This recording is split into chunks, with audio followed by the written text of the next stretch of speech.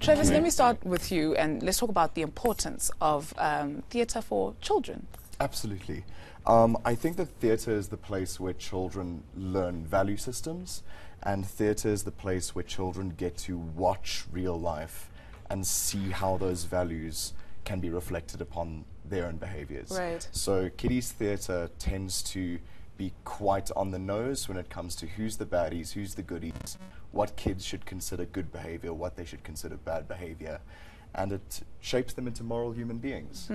Noni, our story is our Africa. It sounds so tantalizing.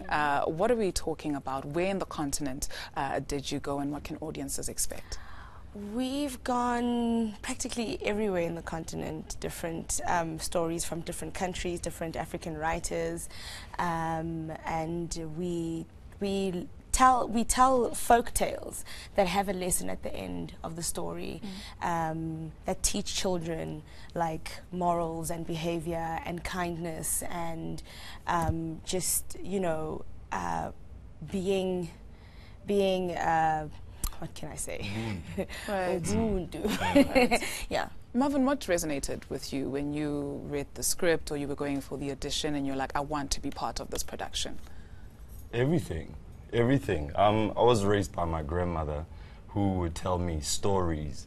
The rabbit and the jackal, the lion,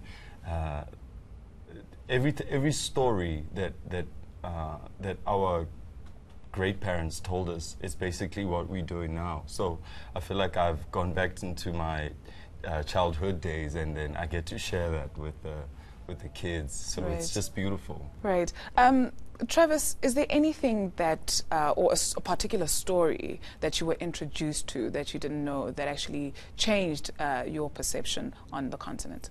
Sure, yeah.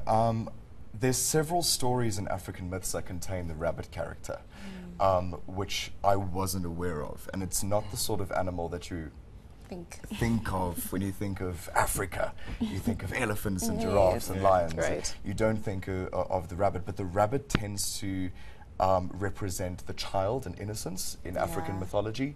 And sometimes he's the trickster character as well. And the rabbit has a fairly large role in this play. Right. And it's very exciting to see the rabbit get up to his mischief. Noni, it sounds like a lot of lessons here for young ones as well.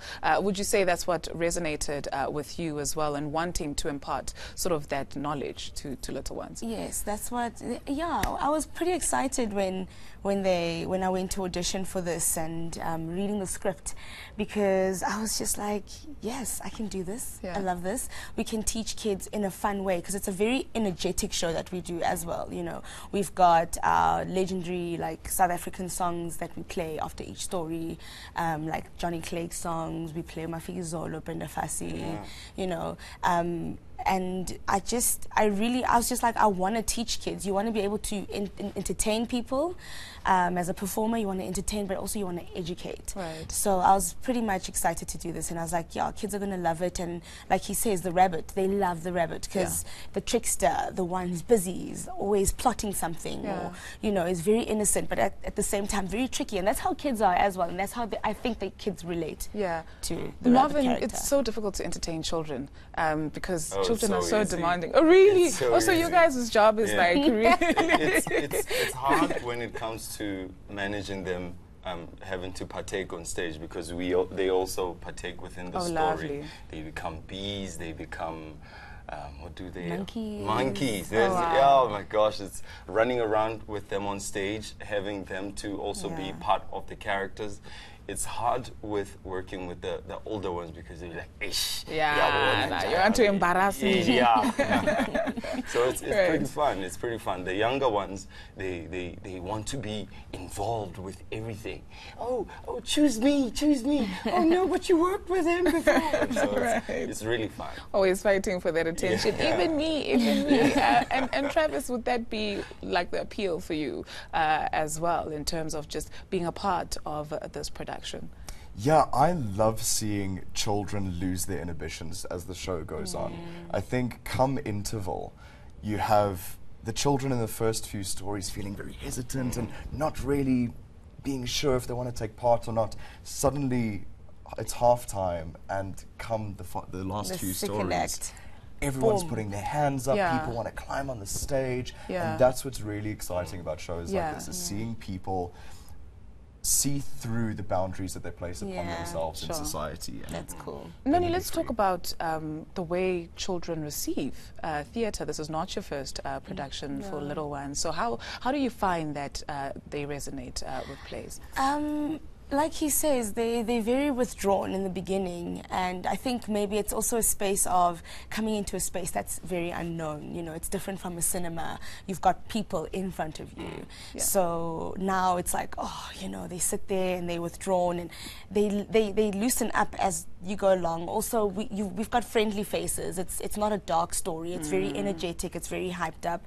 We're also very kind to them, you know, through the eyes, because you know, people think kids are not intelligent, or kids maybe, but kids are so smart. If they don't believe you on that stage, they do not interact with you. They will tell you straight up, you are not a rabbit. Or if they don't see you as what you're trying to show them, they'll tell you straight up. They are the most honest audience we have. And, you know, but their interaction, it's amazing. It's just, I love it. I love having them on stage and seeing them lose their inhibitions. Like, you know, just not judging themselves for being there and just letting go as the production unfolds. Marvin, without giving too much away, maybe a story that you can perhaps give us a teaser about parents who are watching and kids who are watching who are going to say, Mommy, I want to go watch that. Yeah, I would say the